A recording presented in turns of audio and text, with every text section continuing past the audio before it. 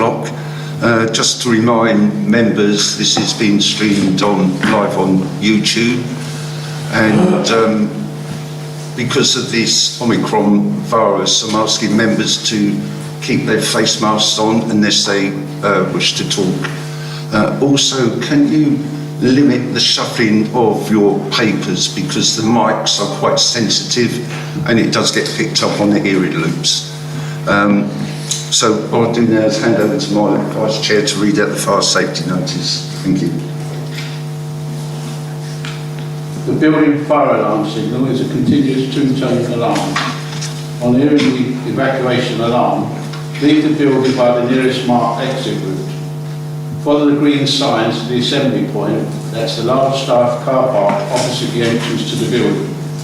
Anyone who cannot use the stairs will be held by officers present after other people have left. Do not return to the building until told it is safe to do so by any authorised officer. The whole of the council site is a no smoking area. Filming from the public gallery is permitted, but members must please refrain from filming within the council chamber so as not to distract the meeting. Mobile phones must be switched to silent or off. Thank you. Okay, thank you, Vice Chair. Just by way of introductions, my name's Councillor Dick Swetton. I'm chairing this meeting this afternoon. To my right, I have Sally Bromfield, Divisional Leader for Planning and Economy. To her right is the team, Steve Ashdown, Team Leader for Major Development. To my left, I have Councillor Bruce Forbes, Vice Chairman. To his left is Tom Clark, Head of Legal Services, and Alison is kindly taking the minutes for us this afternoon. And the members in front of me are members of today's Planning Committee. Item 2.1 on the agenda is to receive apologies from absence. I have none. Item 2 is to receive declarations of interest from members in respect of any matter on the agenda. Do I have any? I have none. Item 3 is to confirm the minutes of the previous meeting of the District Planning Committee held on the 21st of October 21. Councillor Bates. Page 5. Speculation about the future of a certain oak tree that was due to be felled because of car parking arrangements. And I think I'm not the only councillor to have had dialogue about this particular tree not being taken out. And I wonder if there's any update. Apparently that this was going to be conditioned out through section 106 and all that. So I'd like to know if there's any progress on that particular aspect of the application. As far as I recall, Councillor Bates, that was in the planning application for that tree to be removed because the car parking would have damaged the roots. No, what I said subsequently, there was a conversation with a number of councillors with the officer concerned about it being looked into and possibly a condition and arrangement being made. I think the sparking of the car parking being preempted. And that's what I was told. I haven't had an answer. Chairman, this is to approve the minutes, the correctness of the minutes. It's not to re-debate the matter. So Councillor Bates can get an update from officers outside the meeting. Thank you, Mr. Clark. Does that satisfy you, Councillor Bates? Appreciate it. So can we go to the vote on the minutes, please? Agreed. Agreed.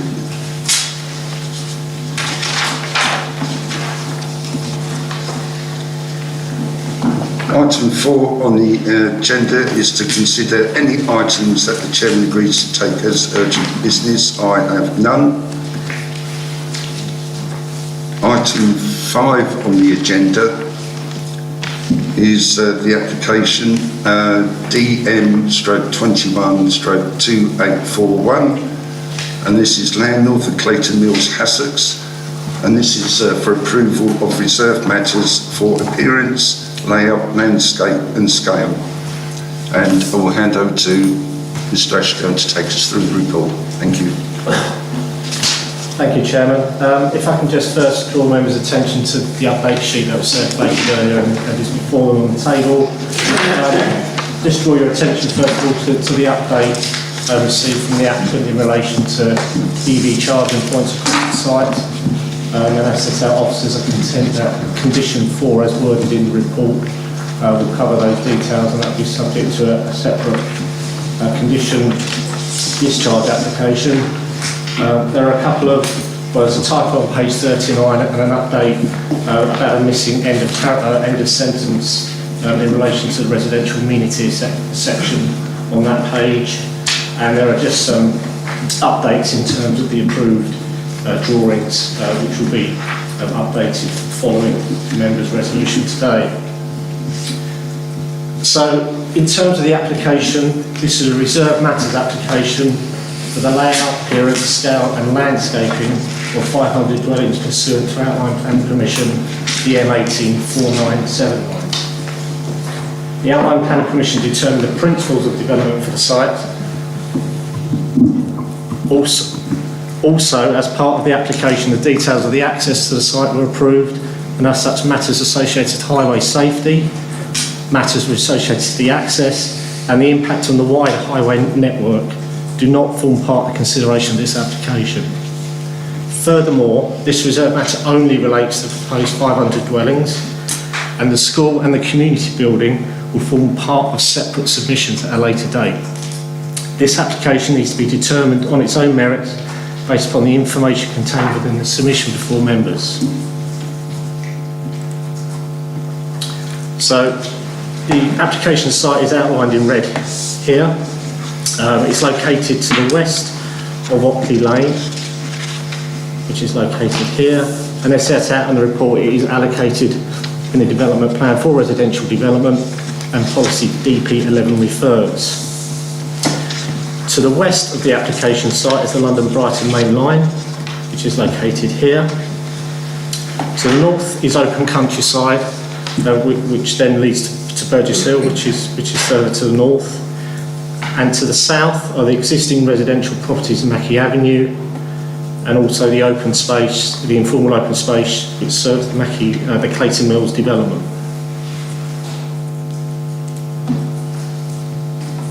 In respect to the context, to the eastern side of Oakley Lane are a number of heritage assets which you can see marked in red here, and these include the Grade 2 star listed Oakley Manor. Footpath 5K runs east-west through the application site before then crossing over the railway and heading west in respect of towards Friars Oak to the west of the railway.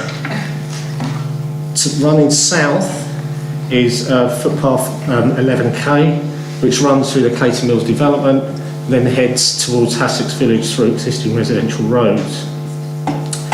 Within the inset here, members will recall at the outline stage that the development does provide for a bridleway link through to Burgess Hill. The northern part of that link crosses land which is owned by Burgess Hill Town Council, and we're linking to existing bridleways, which is bridleway 19 here and bridleway 18, which then runs straight into Burgess Hill. So that gives you the connection all the way through to Burgess Hill, and that link is conditioned in the outline permission and needs to be delivered prior to the occupation of the 250th dwelling.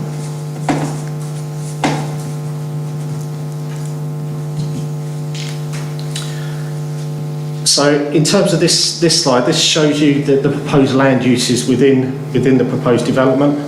And it's worthy noting that at the outline stage, a land use parameter plan was approved, which was based upon the parameters set out in the environmental statement that supported the application.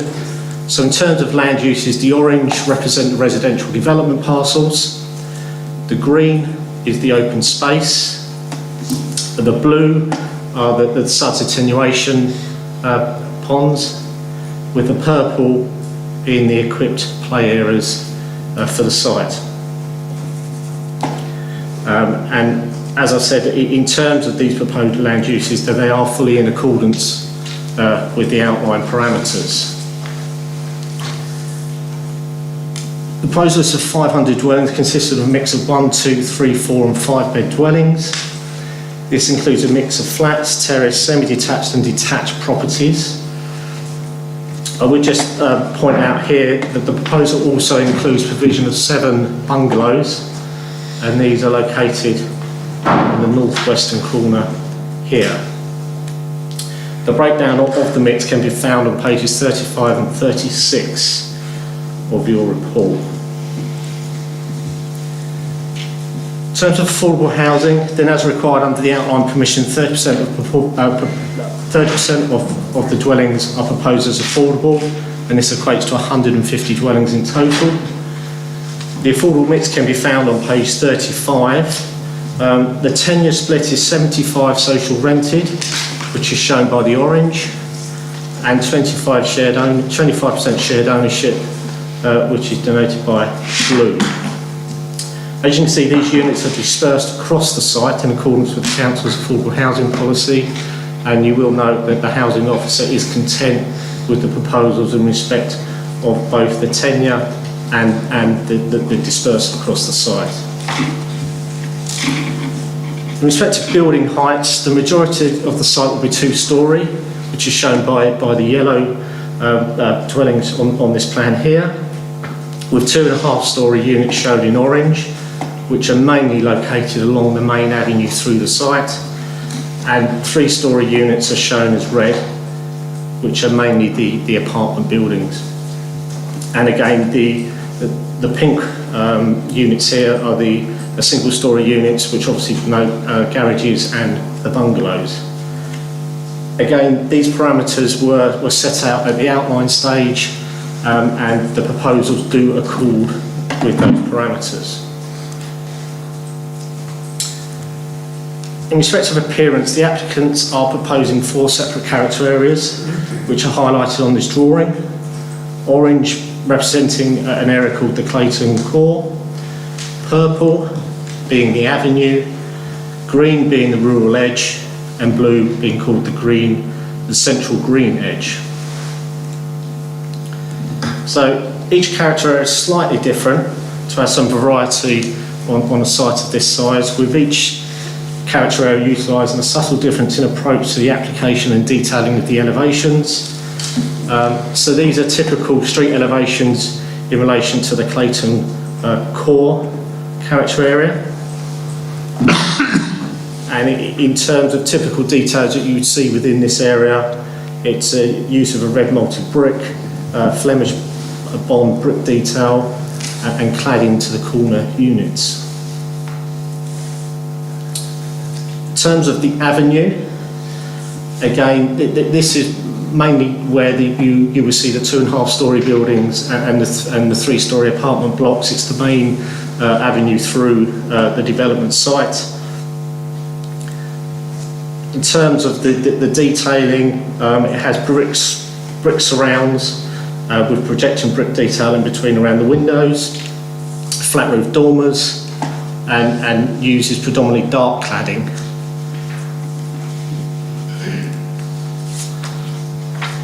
In terms of the rural edge, again, this is essentially along the northern part of the site. Much simpler in terms of its design and form, and in terms of the detailing, very much uses a much lighter cladding to this area in terms of white and a light green. And the final area is the central green edge. The main difference on this one is particularly around the porches. This area is characterised by the use of the mono-pitch porch canopy, cladding, and a mixture of splayed and arched brick headers to the window. This is just a visualisation along the main avenue. As you see, the dwellings are set back with a footpath, a grass verge which will be planted with a rhythm of native species trees, and in terms of a low hedge as well, which will be kept at 600 metres, 600 mil and below, in order to afford visibility for highway safety point of view. In terms of landscaping, then the main elements to note are as follows. So you've got the eastern buffer areas here, which include the main open space. Again, as members may recall, this is to provide a suitable offset and mitigation to the heritage assets which sit over on the eastern side of Oakley Lane. You've got the northern buffer, again, which is set out in the policy and the requirement of the policy to provide a buffer to the countryside beyond. You've also got the provision of a community orchard in the northeastern corner. You've got the retention of the hedge that runs north-south through the site, which provide the green corridor. You've also got the provision of a 10-metre buffer to the existing properties in Mackey Avenue. Again, members may recall there was some debate at the outline stage in terms of how that buffer would be provided, whether it would be in within the garden of the proposed units or outside the garden. I can confirm it's outside the gardens and would be subject to management by the management company. Also to note is a significant tree planting, particularly along the avenue and also along the bridleway which runs through the site. So in terms of the final layout, it's very similar to that which was shown illustratively at the outline stage. It consists of a series of perimeter blocks. It means all the housing parcels face out towards and address either the street or the open space as appropriate. The open space is well integrated into the scheme. Additionally, footpath 5K, which is here, is well integrated with supervision provided on either side by the new dwellings. And also, in particular, the main play area, the NEEP, which is located in the east and the main open space, is also well supervised and overlooked by the existing and by the proposed dwellings. In terms of parking, a total of just over 1,200 spaces are proposed across the site, split between allocated garages and visitor spaces. Appropriate cycle parking provision is proposed for all units. EV charging is to be proposed within each garage, and also as set out in the update sheet, the applicant will be looking at provision for the remaining plots across the site, and that is covered by condition 4. I just want to sort of, certainly you may have noticed some comments from the Mid-Sussex Design Panel and the Urban Designer in relation to the drop-off or the potential issues that may be associated with the drop-off and pick-up of school. As I said, the school does not form part of this application. However, the applicants have sought to try and mitigate that as much as they can based upon what they know at this minute in time. So what you have in the inset here is what the scheme was as originally proposed. So as originally submitted, they just had essentially an open space directly outside the school site. And following a discussion which the applicants have had with West Sussex, both regard their education and highways department, then the proposed scheme which is now before you does provide for a drop-off loop around an open space with additional parking provided here and along the main avenue. So they've sought to address as much as they can at this stage without knowing the final school design to build in elements to try and address that issue.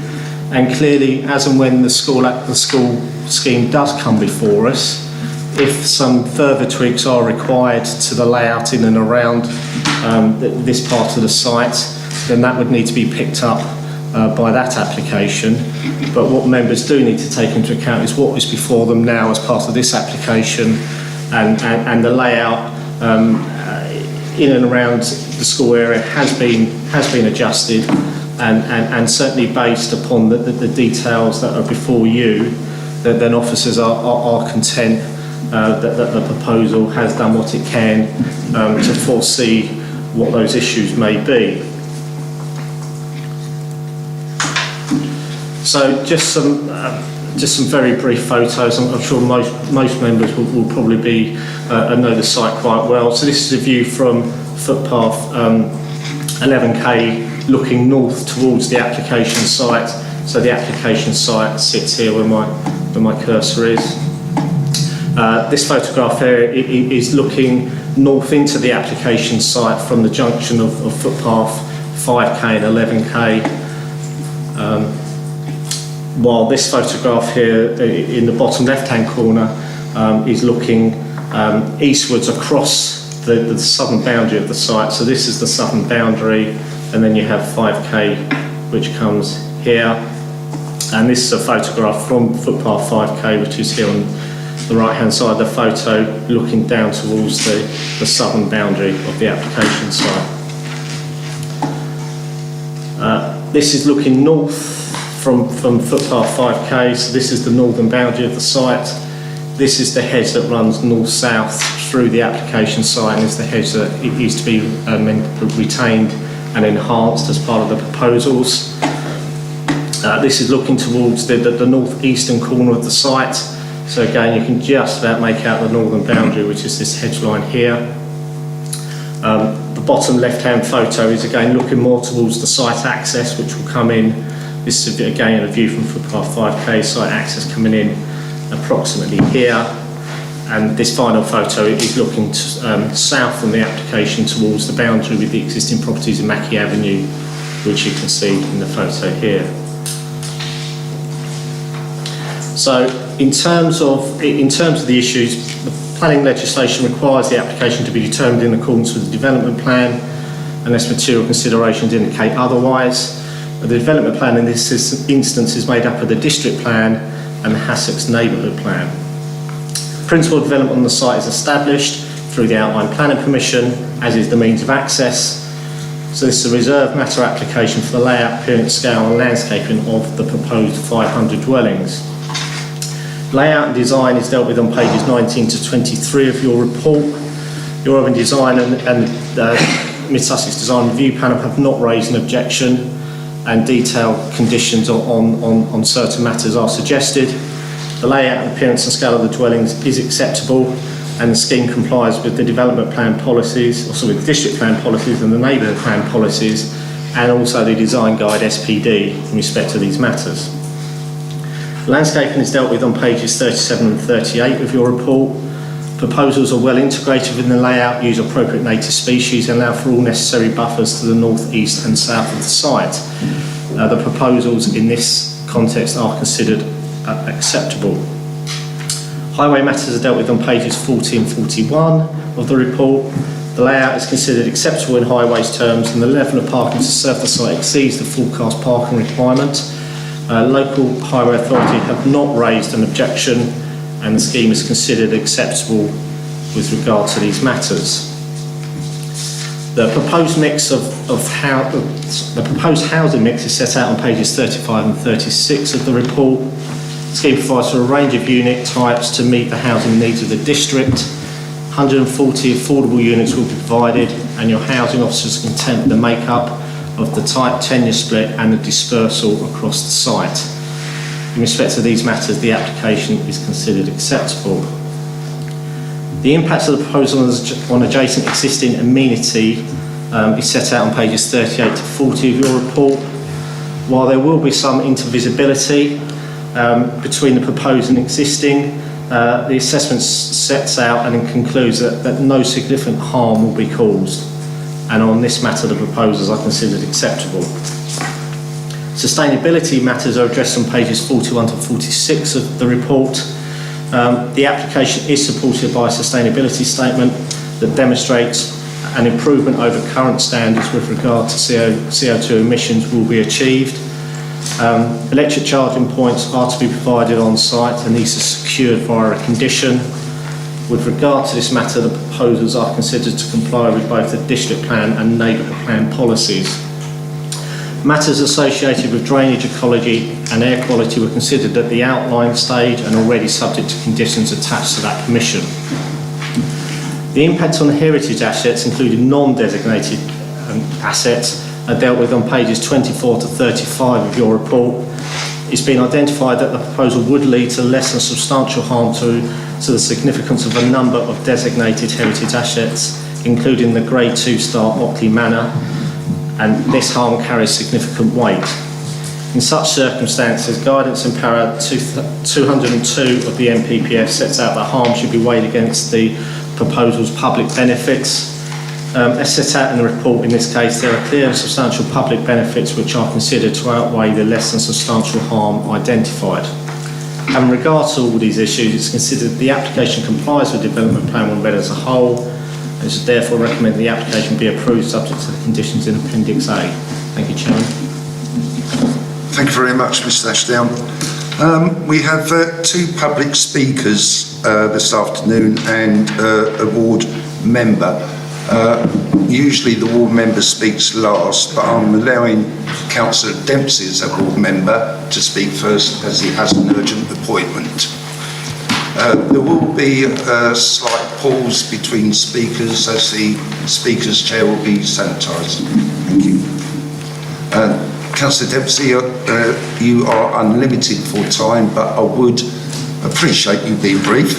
Thank you. I'll do my best, and thank you very much. And yes, I have to go rush off to get my COVID booster, so apologies that I can't stick around. Thank you for letting me speak as ward member for Hassocks about this application. I will focus my comments on the matters directly related to the reserved matters in this application, but before getting to some specifics, I just wanted to briefly revisit the context of this development from the perspective of residents. The site has been deeply unpopular and controversial in Hassocks for a range of reasons. Those reasons include that it wasn't part of the Hassocks neighbourhood plan. It was designated against the strong objections of residents, with more than 1,000 objections formally made to the original proposals. The inclusion of the site in the district plan was rushed through over a 3-month period to help meet the 5-year housing land supply, so there wasn't very much time to assess its strategic merits. And this site, combined with others that were not identified in the Hassocks neighbourhood plan, contributes to more than 1,000 new houses in Hassocks across this planning period, which enlarges the size of the village by a third. I mention this context not because I want to go over old issues, but to highlight the background to this development for the people of Hassocks. And in particular, I want to emphasise that the controversial nature of this development means that it's even more important that it is delivered to the highest possible standards according to the wishes of the local community. So in that context, I will make some specific points, most of which focus on the issues of sustainability. There's clearly widespread agreement across all parts of this council and elsewhere about the need for our future housing stock to meet the highest possible environmental standards. It's an issue of great importance to our communities, as we know, and is strengthened by the recent COP26 in Glasgow. And there's strong support for related commitments by the national government, including to ban the installation of gas boilers in new build houses by 2025. So given this, I think residents in Hassocks will feel that the current proposals do not meet the standards for sustainability that they would expect. Specifically, DP11 of the district plan stipulates that the development should, quote, wherever viable, incorporate on-site community energy systems such as combined heat and power, ground source heat pumps, or other appropriate low-carbon technologies. And we know that such systems are viable because the outline planning application, DM18-4979, refers to the energy statement, which says it should be noted that the energy statement sets out that solar thermal, solar photovoltaic and aerothermal air source heat pumps are feasible for the development. I note that the Parish Council in submission has also highlighted that the current proposals do not meet the conditions of DP39 in the district plan, specifically to explore opportunities for efficient energy supply through the use of communal heating networks where viable and feasible, to use renewable sources of energy, and to demonstrate how the risks associated with future climate change have been planned for as part of the layout of the scheme and design of its buildings to ensure its longer-term resilience. I further note that the Parish Council considers the existing plans to conflict with Policy 5 of the Hassocks Neighbourhood Plan on enabling zero carbon, and that the applicant's sustainability statement makes no reference at all to the neighbourhood plan. In addition, while the proposals include an indication that electric vehicle charging points will be provided in every garage on site, they do not include any provision for electric vehicle charging points for properties without garages. Now, I note the addition to the agenda that attempts to clarify that, but I don't think that exploring potential solutions is a sufficiently strong commitment, or it's not something that the residents would consider a strong enough commitment. I think that they would be concerned that that would be conveniently dropped down the line unless a stronger commitment is made. So I'm here to represent the views of the Hassocks residents, and I think the following points won't make sense to them. Why does the development not include proposals for renewable energy, such as solar thermal, solar photovoltaic and air source heat pumps, when they're required by the district plan and we know they're feasible? Why does the development include the installation of gas boilers when we know that these conflict with national carbon reduction targets and will be banned in new developments from 2025? Why are only houses with garages being provided with electric vehicle charging points when the transition to electric vehicles across society is taking place at such a rapid rate? And I think we need a stronger commitment on that.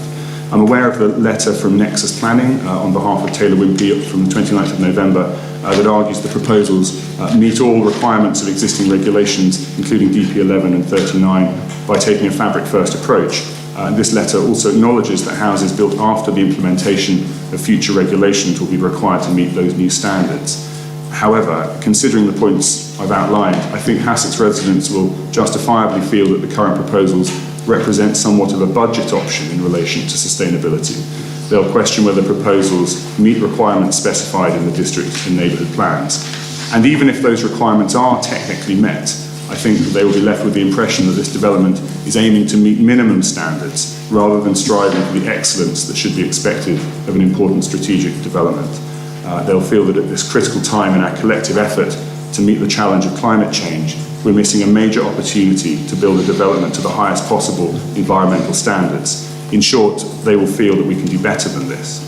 For a site with such a controversial history, to present the community with proposals that are anything short of excellent would be very disappointing, and I think these proposals do fall a long way short of excellent.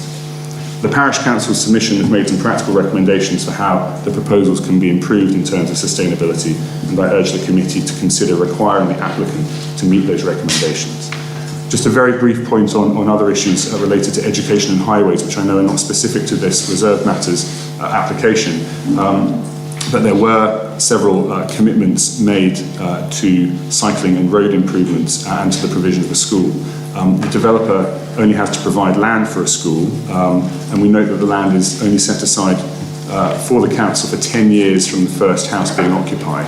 The first house we know is unlikely to be the trigger point for a new school, and we would ask that consideration is given to extending this period of time to ensure that the land is available into the foreseeable future for education provision, and this would be seen very much as an act of good faith by the community on behalf of the developer. And with regards to the roads, we would fully expect that MSDC would enforce the milestones for provision of highway improvements so that the improvements are delivered as traffic increases and aren't delayed until the end of the development. Thank you very much for your time, and I hope I didn't go on for too long. Thank you very much. Before I call the next speaker, the desk is re-sanitised.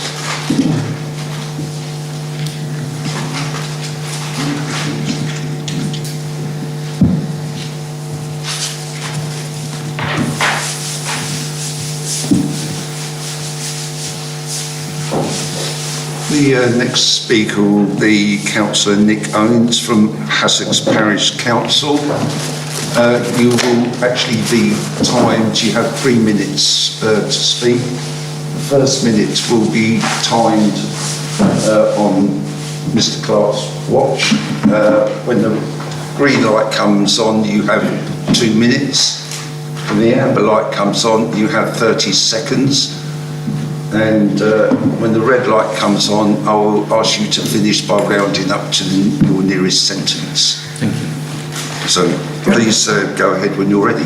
Thank you. Thank you. Mr. Chairman, councillors, my name is Nick Owens and I'm speaking on behalf of the Hassocks Parish Council, where I'm a parish councillor and a member of the planning committee. I also speak on my own behalf. Parish Council objects to some of the detail in Mid-Sussex Planning Officer's recommendation for approval of this application. Specifically, the Parish Council considers that further conditions must be applied to improve the sustainability of this development and make it acceptable. Neighbourhood Plan Policy 5 says development proposals will be supported that maximise the opportunity to include sustainable design features. Now, you know that made neighbourhood plans carry as much weight in law as other parts of a district plan. Your planning officer's report says that Policy 5 enabling zero carbon can be deemed to have been met, but regrettably that is not the case. It is clear that energy efficiency is not being maximised. Taylor Wimpey is proposing to build around the first 100 homes to fractionally better than current 2013 building regulations, and then when new regulations come into force in mid-22, to build the next 400 to a more energy efficient but undisclosed specification. So clearly the sustainability of the design is not maximised, neither for the first 100 nor probably for the next 400. And proof that it's not maximised is that building to the submitted design would allow 772 tonnes of CO2 emissions per year. That could be 46,000 tonnes over 60 years to be emitted unnecessarily, adding to global warming. On top of this, the application conflicts with at least 4 key paragraphs of the July 2021 revised National Planning Policy Framework, paragraphs 7, 8, 134 and 154. So we request that 4 conditions are applied, and the top 3 are, in order of importance, are condition 2 to request that heat pumps are used for heating with no gas boilers. This would cut carbon emissions by 2/3. Our condition 3 to require the houses are built to the LETI Climate Emergency Design Guide standard for medium and large scale housing.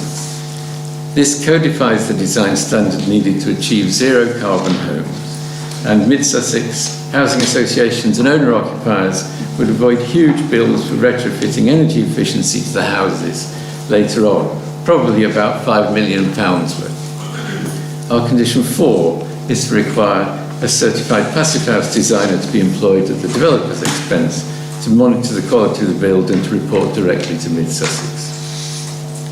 This will ensure that homes as built actually meet the LETI standard as to whether the agreed standards are being met. So we commend these conditions to you. Thank you for listening. Thank you very much, Mr. Owens.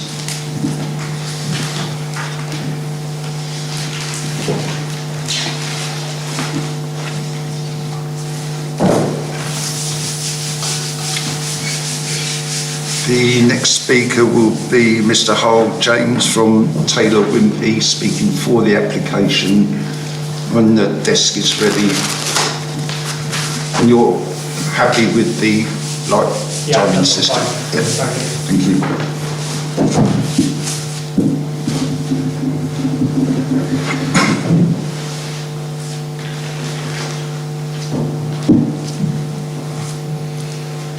Please carry on when you're ready. Thank you.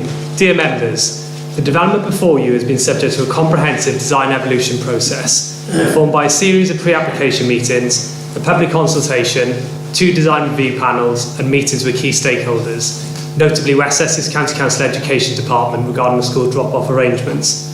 The outcome of this is that there are no technical objections to the proposed development from statutory consultees, and your officers have concluded that the development is consistent with the requirements of the outline planning permission and the development plan as a whole. Focusing on sustainability matters, at the outline stage, the energy statement set out that the development could exceed building regulations target CO2 reductions by 4.6% through adopting measures to reduce energy demand. The outline energy strategy did not propose to include any renewable or low carbon energy technologies, and nor does condition 14 of the permission require this. The Council considered the scheme to comply with policies DP11 and DP39 of the Mid-Sussex District Plan and policies 5 and 16 of the Hassocks Neighbourhood Plan. This reserved matter submission demonstrates that the development could exceed the building regulations target CO2 reductions by 4.7%, achieved predominantly through a fabric-first approach. It is your officer's view the scheme would thereby meet the requirements of condition 14 and consequently the outline planning permission if the development was delivered solely on this basis. However, As we have subsequently clarified, the new building regulations parts L and F are due to come into effect next June, with a transitional period to June 2023. Whilst this is beyond the planning remit, it's important to note that any home started after June 2023 will have to comply with the new building regulations, and it is expected that this will require a 31% reduction in CO2 beyond the current targets. Taylor Wimpey forecasts that circa 80% of the new homes will meet the new building regulations part L and F. This will likely require renewable energy technologies such as PV panels, and officers have suggested a condition to control these if and when they're needed. Furthermore, once the future home standard is introduced, measures such as air source heat pumps could be required for a portion of the development to achieve the mooted 75 to 80% reduction on current targets. The reality is, therefore, that the development will achieve a far greater CO2 reduction of a current regulation than what was approved under the outline planning consent.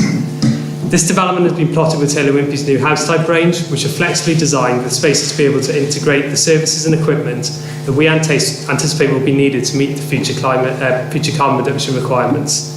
The new building regulations of future home standard are part of the government's path to achieve a net zero by 2050, and Taylor Wimpey will follow this path.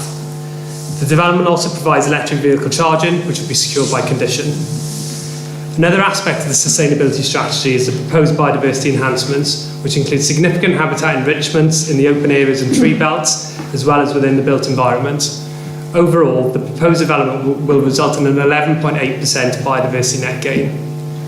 In accordance with the recommendation of your officers, I respectfully request that you support this application to enable the delivery of much needed new homes. Thank you. Thank you very much. Before I go to the committee, I'm going to pass over to Mr. Ashley on just to give a summary on the sustainability discussion. Thank you, Chairman. Yeah, obviously in terms of the three speakers you've heard, then obviously a lot has been said about sustainability, and you do have quite a detailed section in your report on it. So just wanted to come back and I suppose clarify a few points. So first of all, the application is supported by a sustainability statement that demonstrates the development will provide a betterment of current standards by 4.7%. And this is marginally better than what was considered acceptable at the submissions at the outline application stage. Both policies DP 39 of the district plan and policy 5 of the neighbourhood plan encourage improvements to sustainability within developments, but they do not set any specific standard. The application needs to be considered on the basis of the policies contained within the development plan, and as set out in the report on sustainability matters, the application is in accordance with these policies. It's been noted by the applicants that the proposed changes to the building regulations that are due to come forward in terms of Part L and F in 2022 and future home standards circa 2025, the development will need to be complied with, and this will result in further improvements to sustainability credentials of the development. This will likely impact on a significant proportion of the development. These matters sit outside the current planning remit, but are controlled through building regulations legislation that require mandatory compliance. The request for conditions set out by Mr. Owens of the Parish Council is noted. However, before any condition can be applied to a planning permission, there's a requirement to assure that it meets 6 tests. These tests include that it's necessary, relevant to planning, relevant to the development, enforceable, precise, and reasonable in all other aspects. So the requirements of a condition must relate to a specific policy. And as I previously mentioned and as set out in the report, the proposals do comply with the wording of the current policies within both the district plan and neighbourhood plan in relation to sustainability matters. Furthermore, a condition that requires compliance, or in this case, exceedance of other regulatory regimes, i.e. what is set out in building regulations, would not meet the test of necessity and indeed may not be relevant to planning. A condition that requires unjustified and disproportionate financial burdens on the development, i.e. requiring a dwelling to be zero carbon in exceedance of current planning policy, would fail to meet the test of reasonableness. In light of this, I can only advise committee that the conditions suggested by Mr Owen would not meet the required tests and should not be applied to any permission that may be granted. Thank you, Chairman. Thank you very much, Mr Ashdale. Members, I think this development application centres around the sustainability mainly. I think Mr Ashdale has given a very comprehensive report to you all. So I will throw this over to the committee. Councillor Cook, you wish to speak first. Thank you, Chairman. I will compliment the officers on a very concise report, and I do support this, although I can understand the local residents are not terribly happy to have 500 houses. However, we have to have homes for people and we have to provide areas. My main point, and I do stress this, this contractor, I have personal experience of this contractor in my own village. They take very little heed of the fact that they are bound to be a nuisance because of the movement of heavy lorries. In my own area, they failed to provide correct wheel washing. They had a man with a high pressure spray, which was causing pollution all over the place. I won't go into it too deeply because obviously time is of the essence. I spoke to the director of the company, and I was told that it was nothing to do with them, it was the ground worker. Now, I spent 24 years of my life in the construction industry, and I've heard Goldilocks and the Three Bears with and without Once Upon a Time, and that's absolute nonsense. They are the main contractor. They were responsible to see that the rules and regulations were upheld. So my point is, Chairman, can we please see this is a 500 house site. It is a big development, and by nature of its size, it is going to cause some problems. Can we please make sure that Taylor Wimpey behave themselves and do as the regulations ask, and not just run all over us.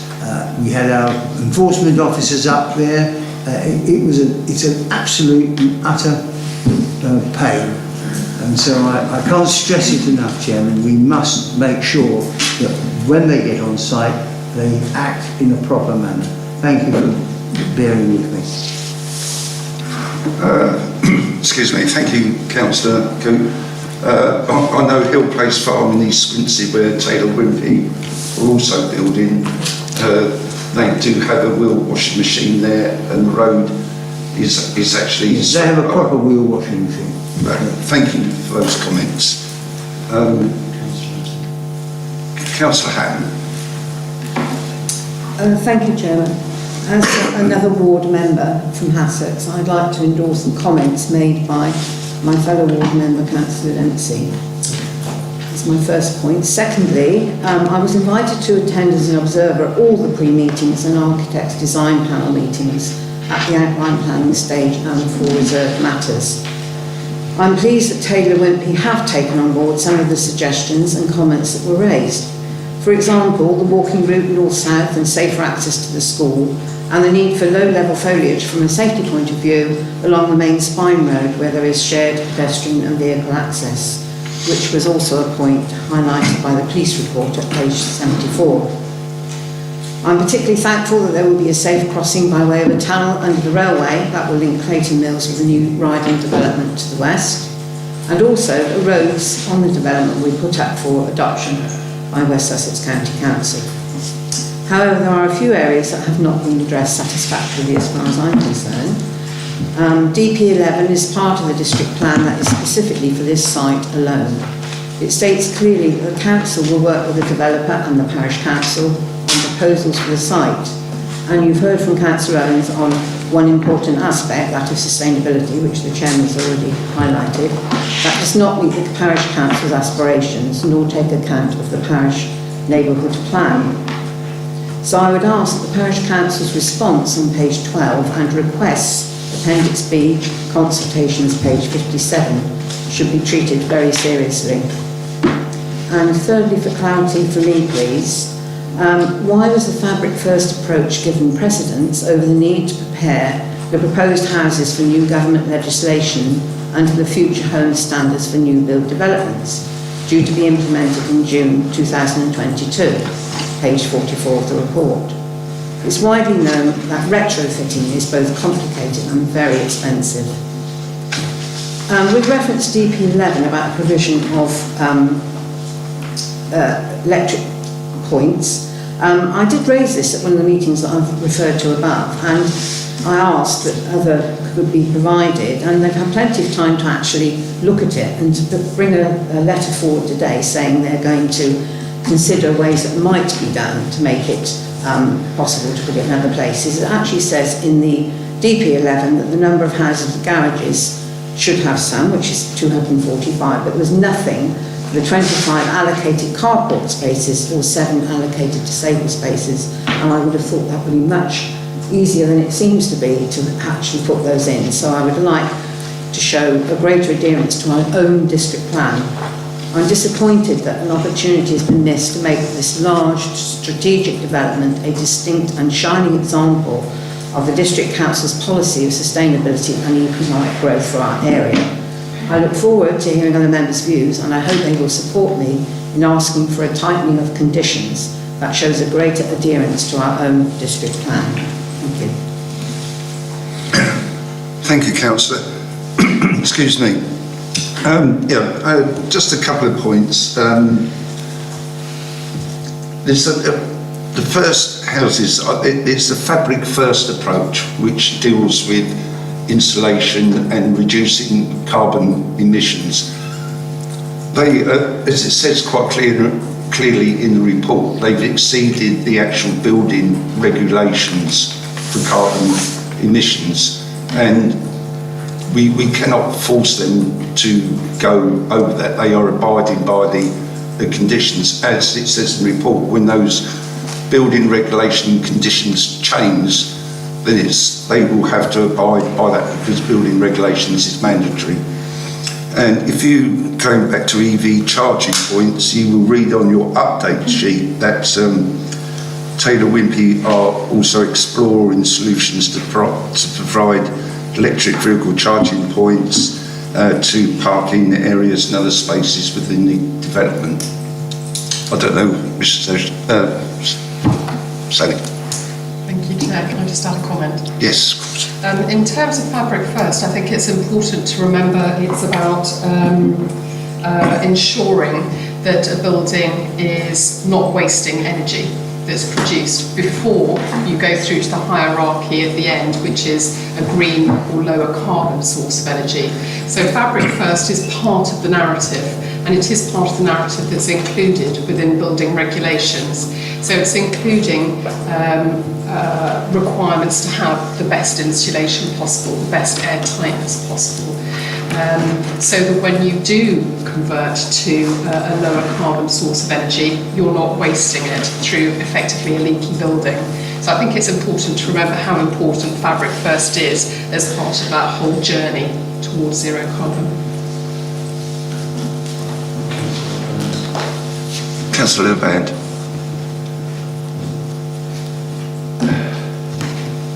Thank you, Chair. Is that, am I correct? Was now speaking? There you go. Fine. Right, I've got a long list actually, I apologise. Quite a lot of things done, and I'm quite happy to actually get one halfway through if need. I note that the urban designer on page 62, and Sebastian has actually referred to it, has asked for a number of conditions to be attached, but I've read the condition list, they're not there. So I'd like some confirmation that the conditions mentioned on that particular page are actually inserted into an agreed condition list should the application be approved. Next, page 59, Hassocks Parish Council have asked for the fencing on the allotments as a condition. I would like to see that provided as a condition if approval is given. Page 57 refers to public rights of way and the bridle path from the development towards Roches Hill, and I think it's commendable. I do have concerns that bridle paths, and this is often the case, are jointly shared with equestrian riders, and I would like to see a firm commitment that any bridle paths that are provided between Hassocks and Roches Hill are sustainable in a way that they won't be destroyed by horse riders to the detriment of our walkers and cyclists, because if we're aiming for a zero carbon transport network, we're not going to get it if it's just a muddy track. The bins, Chris Pitcher, as the waste contracts monitoring manager, has commented on the bins, but the apartment buildings will have Euro bins, and it's not the bins themselves, all the storage, it's the collection of these items. We've recently had a permission given, I think in Turner's Hill, where the Environmental Protection Officer asked for a condition attached to movement of goods in and out of the site, which included waste from 0800 hours until 1800 hours daily. Those bins are noisy, and you will find people are woken up. So again, I'd like to see that as a condition to protect resident amenity.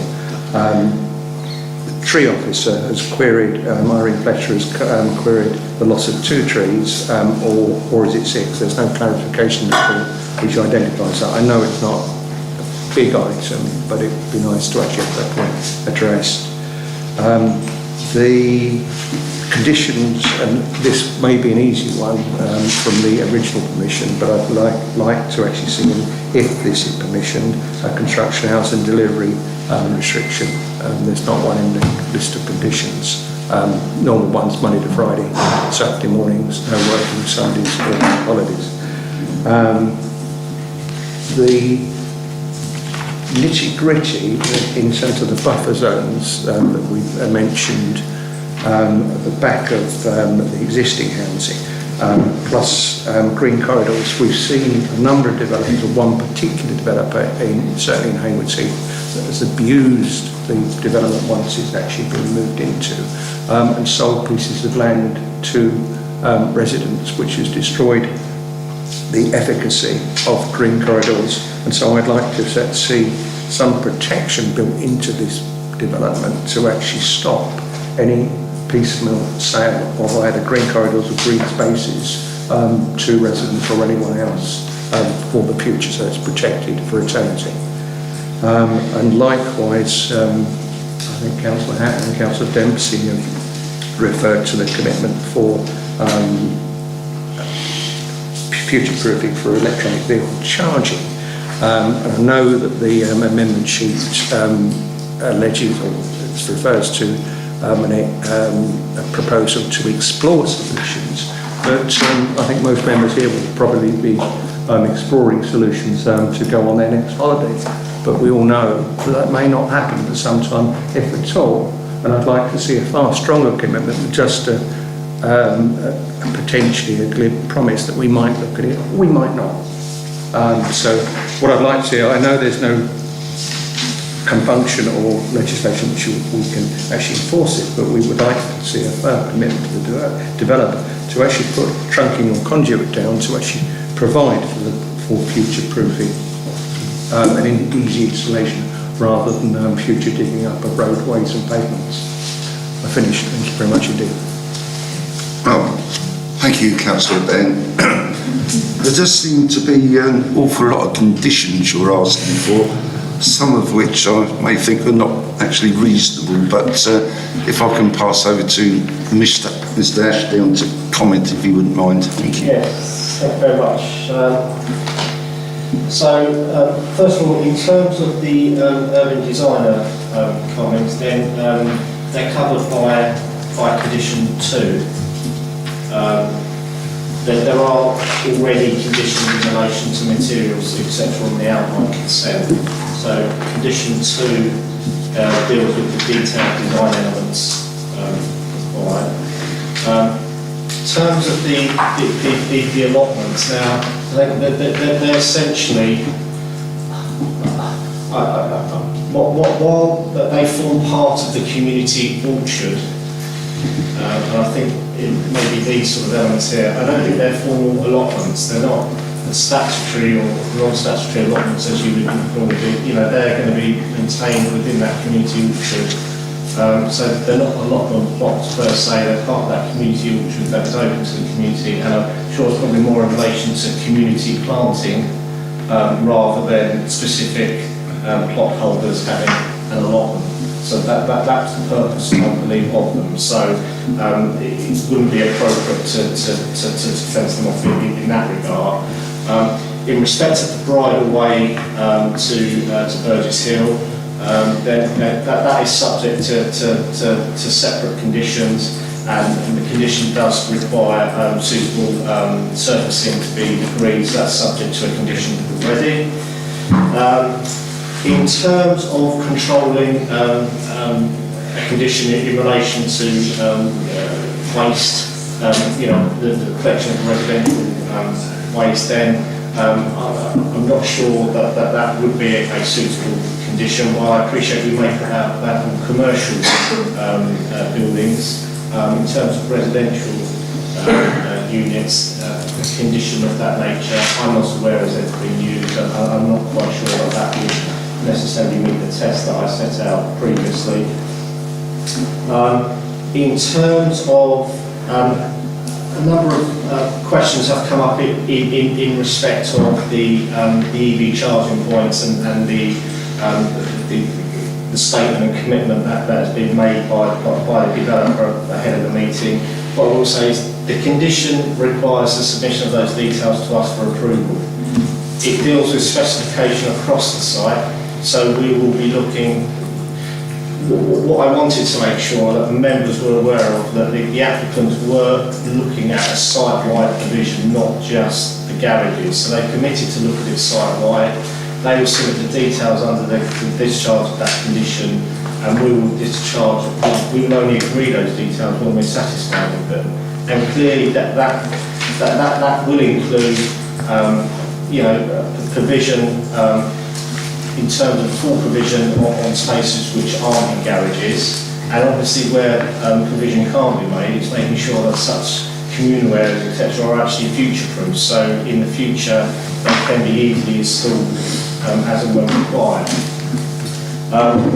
In terms of the sale of the green areas, and I believe I know where you're talking about, Councillor Van, then again, it's not a matter that we can control through this reserve matter.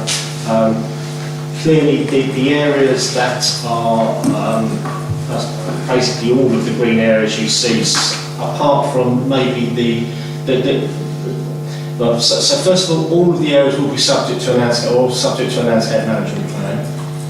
In terms of the area to the north, this northern buffer, then there was some discussion, and there is the potential option that could be transferred to the parish council if they wanted it. So that's in relation to particularly this northern buffer here.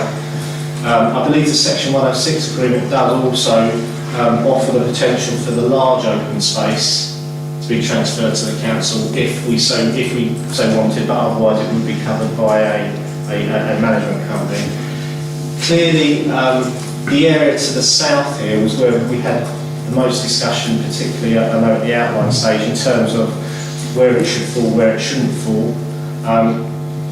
Clearly, you know, there are pros and cons, whatever approach is taken. There is a similar sort of buffer to the Clayton Mills development, which I think it's probably fair to say isn't as we hoped it would be in terms of its use. But clearly the applicants have listened in respect of what the representations were made at the outline stage, said it would be maintained by the management company, not in the ownership of residential properties.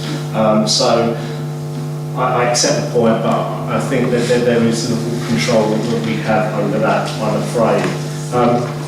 In terms of, the other point in terms of loss of trees, I was just trying to look that up, but clearly in terms of what you have, and I would just say that our tree landscape officer did raise or highlight a number of issues, or not issues, but elements that could be improved in terms of improved hedge mixing, particularly along this area here, which the applicant has addressed since the report was published, and that's what's reflected in the plans. But overall, there is a clear additional significant additional tree planting, and any removal is extremely limited, and clearly, as set out by the applicants in their speech, there's an overall net gain in terms of biodiversity of just over 11% across the site. I think that's covered most of your points, Councillor Owens. Did I miss one there? Thank you. It was the construction analysis. Sorry, construction. Yeah, there's requirement for construction management plan on the outline plan commission. And the applicants have, in the last couple of days, made a formal submission against that condition, Chairman. Thank you, Mr Ashdown. Councillor Peacock.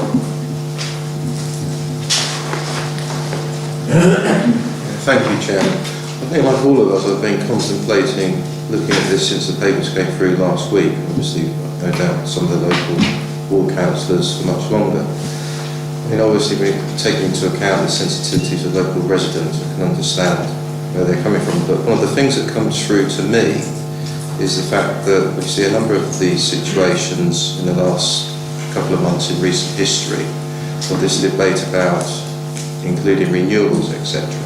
When you look at it, the thing that comes through out from the documents and from the speakers today, from the officers, is a key thing. They've met the policies, they've met legislation, they've met building regulations.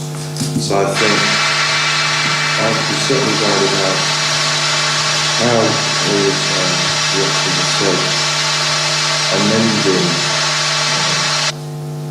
conditions to make them enforceable and at the end of the day legal. And also where would we go in terms of the risk of appeals when the applicant has demonstrated that met legislation and met the policies, where would we go? So I think as an aspiration we would all like to see additional renewable energy and green facilities in developments, including this one. But I think where we are now, and we admit that exceeded the minimum, though it's not ideal, recognising building regulations will be updated next year and they will have to meet those new building regulations. I can't really see what else we can do. So I would certainly perhaps reluctantly recommend we approve this. What I would ask though, picking up on what Councillor Dempsey said in his when he addressed the committee, was is there any way we can increase the 10-year land period set aside for the school? Is there anything we could do with that? Thank you. Thank you, Councillor Peacock. Mr Ashdown, that comment on the school, the 10-year limit is... Yeah. Well, I think obviously that's a discussion to have with the applicant and West Sussex outside this committee. Obviously the applicants are here, that they've heard the concerns that have been raised, and I think it's subject to some discussions between all three parties going forward in terms of whether there is a need to actually extend it or not, depending on how West Sussex are progressing over the school provision. So we can certainly take that away and flag that up with West Sussex and the applicant. Councillor Eaves. Thank you. Wish to speak. Chair. There are quite a few things I really like about this scheme. The layout I think is good. The way they've built-in green corridors, they're maintaining some of the existing hedgerows. This is so important for the bats. 7 species of bat they found, badgers commuting, dormice, red-list birds. So important to protect these corridors, and thank you, Councillor Levan, for trying to do so. I like all the active travel paths as well. Wonderful to have a decent cycle path between Hayward's Heath, Hassocks and Burgess Hill, because the one on the 273 is quite terrible. Landscaping is good. So I'd like to ask to look again at condition 8 on page 51. Can we update that to include the latest Ecology Partnership report dated 10th of December? And they mention in their report that we should secure by condition woodcrete boxes, integral boxes, so built into the buildings, including perhaps swift bricks, I don't know if they mention those, bat boxes, hedgehog highways, and woodland and scrub planting along the western edge. So that's updating condition 8. I'd like to see condition 4 on EVCPs tightened as well, if that's possible, so that everyone can have an electric car. I do support fabric first, of course, you have to have that first, but I still think there's not a single photovoltaic panel on 500 houses. Now, Mr. Ashdown says one of the 6 conditions is reasonable in all aspects. It's not reasonable under any aspect to not have one single photovoltaic panel on 500 houses.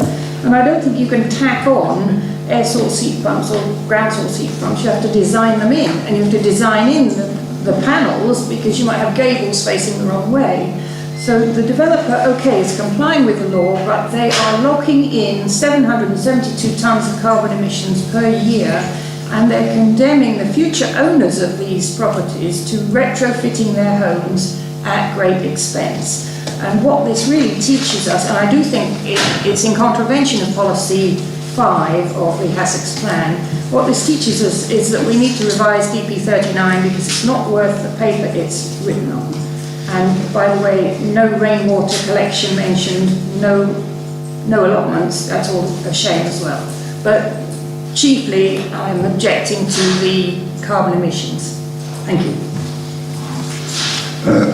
Thank you, councillors. I mean, it's quite clear if you read on page 45. We're actually governed by building regulations on this. Obviously, was mentioned before the fabric first approach, which is to insulate houses, conserve energy. So, as the phases of this development proceed, and that's when the building regulations change to maybe include air source heat pumps, etc. They will have to follow those building regulations. That will be mandatory, and the developer is well aware of that as the development progresses. So if you look at the bottom on page 45, a large proportion of the dwellings will be built under the new regulations, and that's probably circa 400. And it should be noted that they must comply with the building regulations, and it is mandatory. Mr. Ashdown, was there any other comments you'd like to make on Councillor's question? Yeah, just well spotted in terms of condition 8, because I've updated it in the document list, but not in condition 8 in respect of the latest ecology assessment. Clearly, in terms of the way that policy or that condition is worded, that they need to follow the mitigation that's set out within those documents. And as I said, those documents are the documents that they'll be using to go to Natural England to get any relevant licences they need. So in terms of that mitigation, that is already, want for a better word, baked into to that condition. Again, in terms of condition 4, it's essentially in our control. The details, it relates to across the location across the whole site. The control is with us, so I'm content the wording is sufficient that we ultimately have control over agreeing the specification of EV points across the whole site under the current wording. Just wanted to pick up, again, there's been a couple of comments about the concerns around retrofitting going forward as the new building regulations come in. And I think it's worth pointing out, and I'm just furiously flicking through to see, I think it was mentioned in the speech, but in terms of these units have been future-proofed in terms of the way that they have been designed to ensure that when these new regulations come in, elements such as PV panels, air source heat pumps, etc., can be fitted easily and at minimal cost, because they've been taken into account in the way that the units and spacing has been designed within the units. So it won't be retrofitting as you would do a 1950s terrace house. They've taken that into account. So when they talk about future-proofing, they've had in mind what is coming forward in terms of the building regulations, so they can easily be applied to the units either as they build them or as residents want to make amendments to them. So I think that's just an important sort of point to get across, Chairman. Yes, Ms. Bromfield. Thank you, Chairman. Just to say, we note your concern about policy DP39 and your suggestion that it be updated. But what we have to do now is determine applications in accordance with adopted policies that are before us, and that is the policy that we're having to work to, just to emphasise that point. Thank you very much. Councillor Jackson. Right, thank you, Chairman. I've got 3 points I'd like to raise. First of all, looking at the Mid Sussex District Council Housing Officer said the clustering and details of the housing mix, tenure and floor areas are acceptable. Well, that's not glowing praise. Certainly looking at the details, providing something like 41 flats, 38 flats and coach houses, which is 79 units of the 150. I mean, I don't think an apartment flat is an ideal place for bringing up a family. If you look at the other end of the scheme, you've got 19 3- and 4-bedroom houses, 7 for social rent, 12 for shared equity. Also, if you're a family with poor, low means, you're not able to get a mortgage, so share equity is out of the question. So there's very few available there for social rent. Does this correspond with the housing needs requirement, social housing needs requirement of Mid-Sussex? I know it's the district office, housing officer said this is acceptable, but I have my doubts. The second question was the urban designer said that the structures had lacked architectural variety, although there was some difference in brick detailing. I hope that's got to be sufficient to make these things look reasonably attractive from an outside appearance.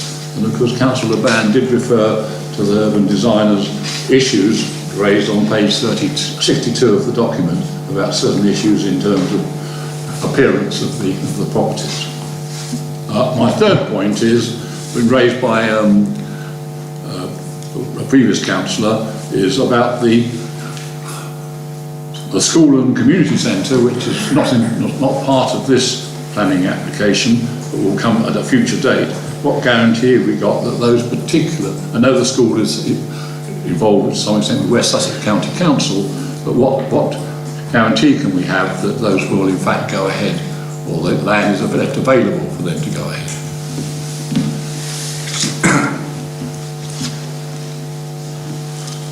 Thank you, Councillor Jackson.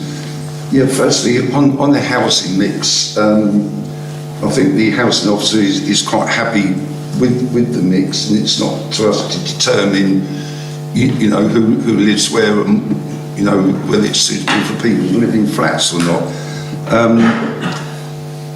The urban designer is as you can see in the front of the report, is very happy with this design and has made his comments there. And as I said before, with the school, Mr Ashton has already alluded to that will be for the county and us to look at maybe at a later date. Mr Ashton, did you want to comment any more? No, but, yes, certainly agree with all the points you made in terms of the housing officer and the urban designer. If they weren't happy with any aspects, then they would clearly set out in their comments that they're not happy, and you would have an objection. You don't have objections from either. Yes, certainly in terms of, just to clarify, in terms of the community building, just so members are aware, then that is to be, the community building land is to be transferred to Mid Sussex. So in terms of the community building, then that will be for us to take the view on whether we wish to bring that forward. In both instances, the developer was obviously setting aside the land, and there are also financial contributions which come across with that land. So ultimately, the developer has done all that they can do in their gift, i.e. in terms of the land and the financial contribution. It's then up to West Sussex in terms of the school, and then for Mid Sussex in terms of any community building to bring them forward within the appropriate time frames. I know committee's comments in terms of the time frames, in terms of the reservation of those lands, and we will obviously have a discussion with the developer in that respect. Thank you, Chairman. Thank you. Councillor Bates. Thank you, Mr. Chairman. I think a lot of this discussion this afternoon could have been shortened if it wasn't for the fact that really, how can you have a development that's going to be built to one standard and in another standard? I think the developer should have come in and offered to build the whole of the development to a standard that we know is going to come in. The irony of it is that this standard that we're talking about should have been implemented by now. It's been dragging on for years and years.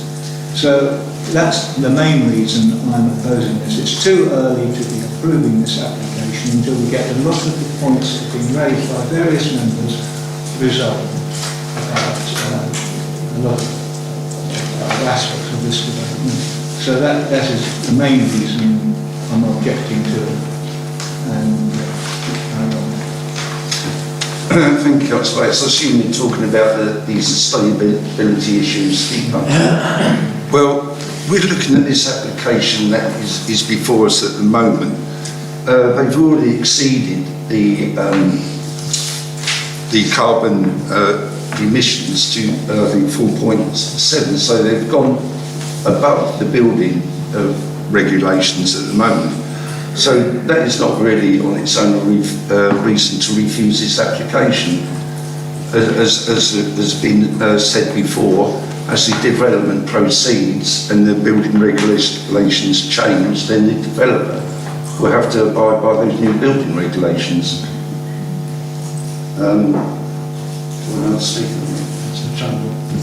Councillor Trumbull. Thank you, Chairman. I do have sympathy with the residents in Hassocks, no question about that. I live 2-3 miles from Hassocks, and frankly, if I'm perfectly honest, I don't want to see a field concreted over with 500 houses. No question about that. But what I feel, what we all feel, is actually quite irrelevant. Dealing with policies. I think Councillor Dempsey made the points that we should be aware of what the community feels. It says over 1,000 objections to this. Again, I think Councillor Jackson at that time was just on the parish, but he will remember the application. North of Hillsfield Point, where we had well in excess of 1,000 objections to this. In fact, a number of 1,900, 16 like that. We turned it down on this committee. However, the planning inspector didn't pay much attention to those objections, then we allow it. And that's the issue, isn't it? Because at some stage, if we turn this down, this will go to appeal. Absolutely no question about that. This will go to appeal. Some of the key things that people brought up, we've discussed it. What the smithereens really about whether we should have ground source heat pumps and what else. But it's been said, and Sally said this, I think you did as well, Councillor Peacock, that we can only deal with what's in front of us and what the standards, regulations are now. We can't have a wish list and say we want that included. We can only deal with what's in front of us and what's there now. It's my understanding, please correct me if I'm wrong, that at the outline stage, the applicant said that we are going to meet these particular regulations. And there was no mention then of things like ground source pumps and passive housing standards. That wasn't mentioned with us. And what they had to do at Reserve Magistrate ruling is demonstrate how they were going to meet those standards. That's my understanding. Is that right? Yes. And what they have done is, through a family first approach, demonstrated that they are going to meet those standards. And again, it's my understanding, please correct me if I'm wrong, that if we come back now and say, oh yes, okay mate, we know you've met those standards, but in addition, we want you to have passive house standards, we want you to have ground heat source pumps, I can't get the word right. We're going over and above what would be expected. And therefore that would be judged accordingly as given. So it might feel good to turn it down on those issues now, but I'm not about having victories for our residents, which will be overturned later on, perhaps with cost. So I think we have to accept where we are. So I don't want this, but I think we have to accept where we are. And we have to accept that the standards that are put in place are the ones that are acceptable according to today's regulations. No matter what happens next week. And I understand those new standards that we're talking about were laid before Parliament. Was it yesterday? Yeah. There are, I look at it. Members have been on plan for a long time. I haven't been on plan for 2 years for obvious reasons, but members have been on plan for a long time. Know that I was always very concerned about design. I look at this and I read the readings, the design manual and so on. And I think, gosh, how many ways are there to dress up a monopoly house? They all look the same, frankly, just got different faces. I don't think it's terribly exciting. I really don't. But we're not going to be able to do much about that. School parking is going to come up later on. I would like us to look very sympathetically at what that is. I live next door to a school. My God, I can't get out of my house at 9 o'clock in the morning or 3 o'clock in the afternoon. It's impossible. I'm not sure that what I saw today is going to satisfy that, but that's not before us this afternoon. I would like an indication, please, we'll have Sally here this afternoon. If we refuse this, it's going to rumble through the process of appeal. And that could take a year or so. What is going to be the impact on our district plan numbers? What would be the impact? I would hate for us as a district to be back in open season as we were a few years ago. That was an abysmal situation for us all in the district. I don't want us to be there. So I'd welcome knowing, Chairman, what would be the situation if we refused this. I, however, will not be refusing it. I will absolutely be voting for it. Thank you Thank you, Councillor Trumbull. Sally, would you like to answer that last question, Absolutely, thank you. please? Thank you, Councillor Trumbull. You make a very good point about 5-year housing land supply. The strategic sites within the district plan are a critical component of that 5-year housing land supply, and ensuring ongoing delivery is an important element of that. You're also right that if this were to go to appeals are not being heard quickly, it will be considerable delay. Those people who followed the examination into the site allocations, DPD, will know that we had a statement of common ground with Taylor Wimpey over the level of provision of housing. We have profiled that as we must in order to establish our 5-year housing land supply, and part of that is dependent on this decision being a positive one, and on commencement of houses as soon as possible thereafter, with delivery and occupation anticipated in 22-23.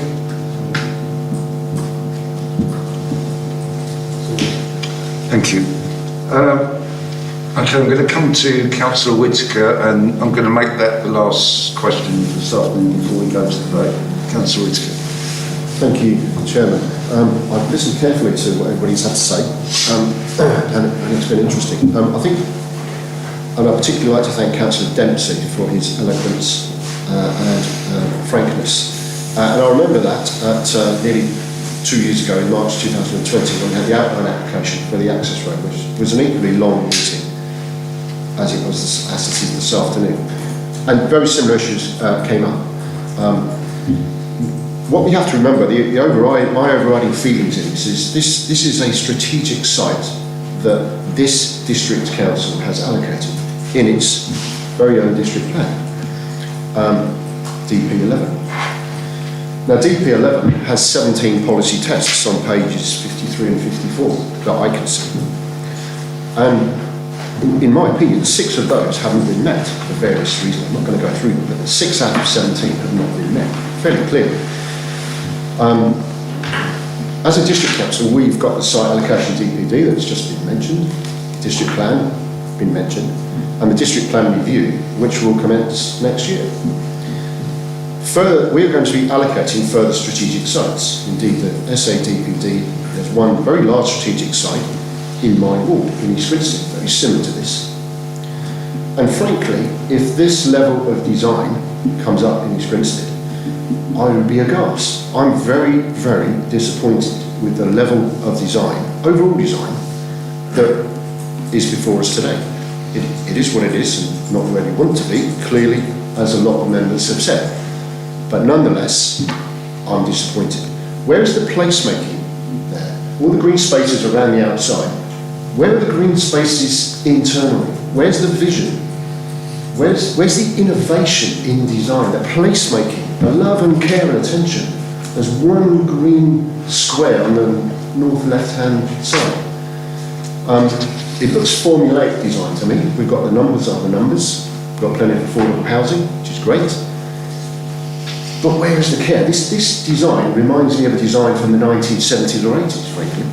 I'm extremely disappointed. I've got a number of other points, but I'm not going to go into them because I'm the last speaker. I think this is a wasted opportunity, frankly. And if this was a school report, I'd mark it as a C. And this is a strategically allocated site for this council. We should be striving for it to be an A, and every site in future. And I think that's my overriding view. Thank you, Chairman. Thank you, Councillor Whittaker. Well, as you can see on the plan behind me, something else I'm looking at, there is the site, admittedly, there doesn't seem to be that amount of green space within the site, but there is actually, as you've seen from illustrative design earlier, there is a lot of boundary treatment, hedges and trees, which actually breaks up that concrete effect and softens that. I don't know if you've got any comments on that, Sally or Steve? Just in terms of what you have to remember in terms of this site and as set out in the policy, There are a number of constraints, first of all, where development can go within the site, because there's a requirement for a large northern buffer, particularly given that this is the low-lying element in the northwestern corner. That's the only place where the SUDS management can go in. In terms of the eastern side, there's a requirement for a large buffer to mitigate the impact on the off-site heritage assets. So that does neutralise this area of the site to a large degree, where it means you have to put the main bit of open space. You've got the green corridor which goes north-south through the site, again divides the site. You know, I would certainly disagree that in terms of the layout, the layout is well thought through, well considered, and quite honest, you know, I've been to quite a few design panels, as I'm sure Councillor Trumbull has in his years, and it's quite hard to please the design panel on all aspects. And certainly they did think, particularly in terms of the layout, the way the layout is landscape-led, was particularly good.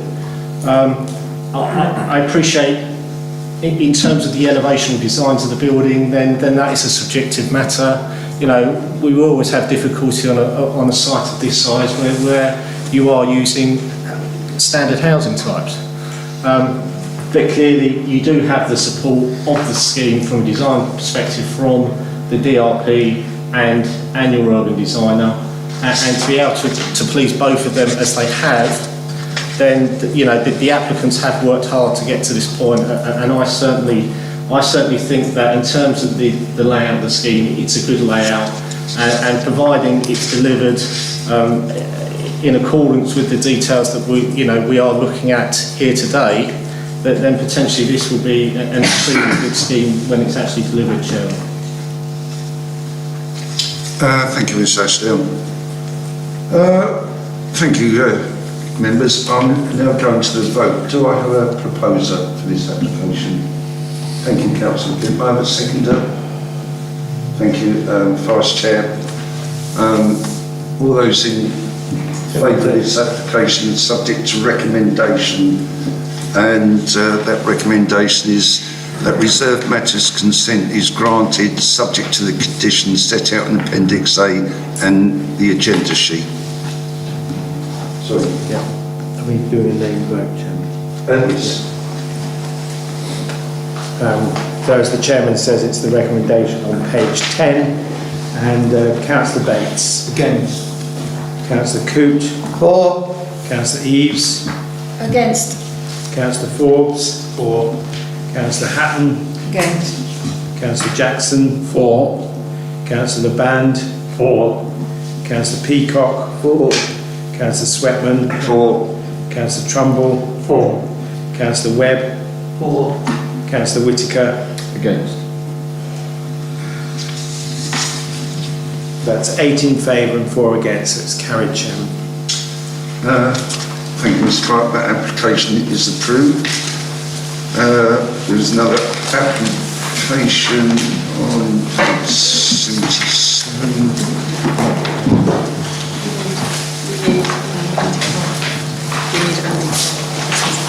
Okay, thank you.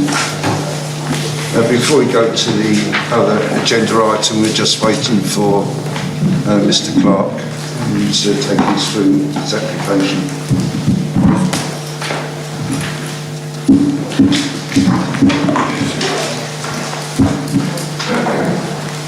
Chairman, I know the agenda is going now, but from a marketing point of view, it would be very clever if these developers, not necessarily this particular one, were thinking ahead, like voltaic tiles, what a sales thing.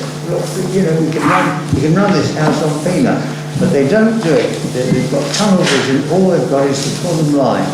And it's so sad because these houses are going to last 50, 100 years, and we won't see the end of them, but it's just, no, they have very little vision development.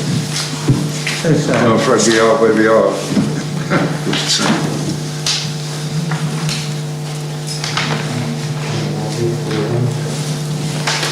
What have we got now?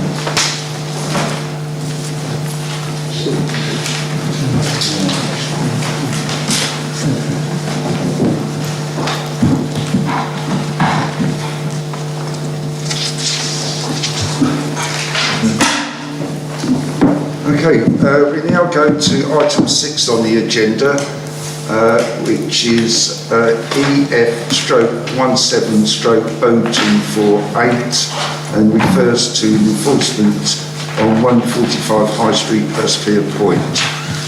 Mr. Clark is going to take us through his application. Thank you. Thank you very much, Chair. Good afternoon, members. Hopefully you can hear me. Yes, this matter relates to a request by officers to get the agreement of members of this committee to commence prosecution proceedings in relation to failure to comply with an extant enforcement notice. And this has been served at 5 High Street, Hurstpier Point.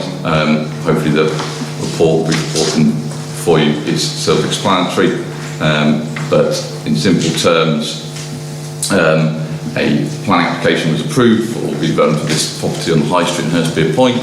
It's in the conservation area in the setting of a listed building. These were the originally approved plans.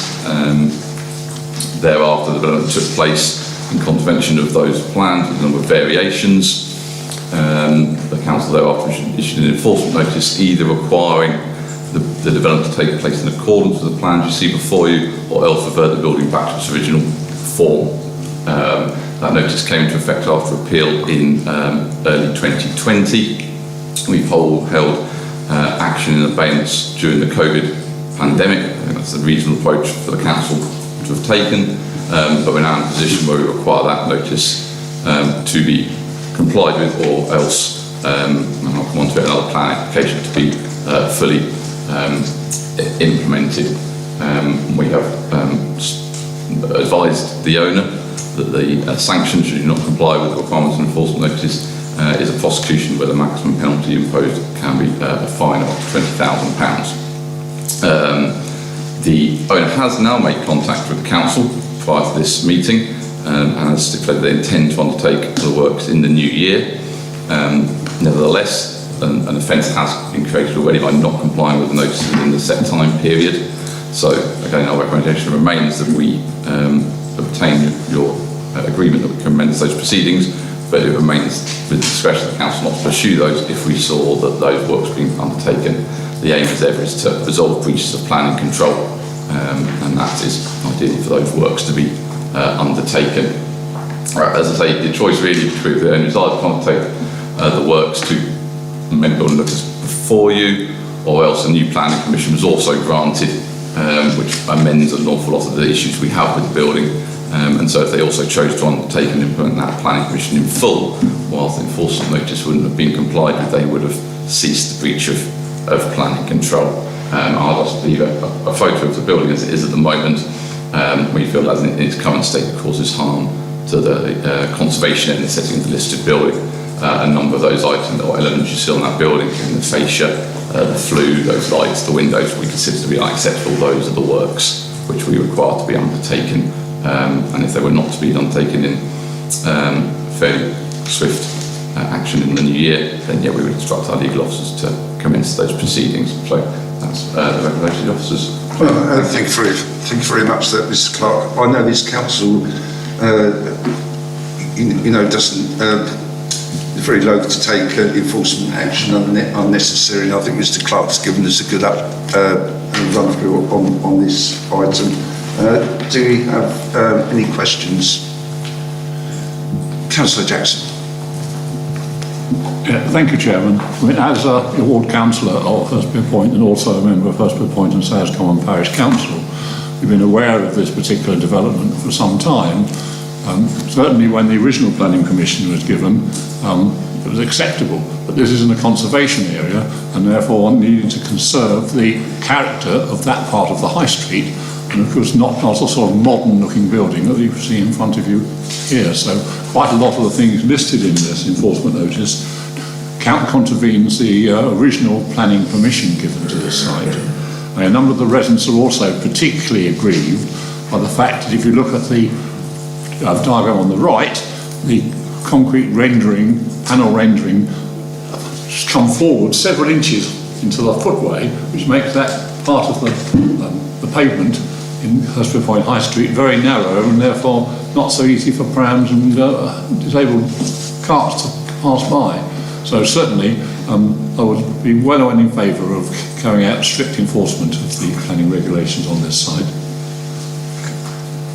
Councillor Laband, can you be brief, please, if you can? I will be, Chairman. Thank you very much indeed. It strikes me that we, as councillors and our officers, work very hard to actually promote and deliver a planning system that works for all. And this abomination seeks to undermine that process. And so I will be supporting the legal action to the fullest extent. I see no other questions. Can I have a proposer, please? Councillor Coots, have a seconder. Councillor Peacock. All those in favour of... Unanimous, Chairman. Thank you. Item... the recommendation is recommend that authority be given for the council to prosecute the owner of the land for non-compliance with the enforcement notice, which is an offence under section 179 of the TCPA 1990, subject to the solicitor to the council being satisfied that there is sufficient evidence and it is in the public interest to pursue a prosecution. I do beg your pardon, I did read my notes. That has to be recorded vote by the legal officer. Oh, I think we voted clearly, Chairman, it was unanimous. Yeah. Okay, if you're happy with that. Go to item 7 on the agenda, questions pursuant to Council Procedure Rule 10.2, due notice of which has been given. I have none. Before I actually go to close this meeting, I would like to thank all members of this committee, the planning committee, and obviously our member services for all the hard work they've done in this last year. And I wish you all a very Merry Christmas and a happy COVID-free New Year to everyone here, and of course those people watched on YouTube. So I'll close this meeting at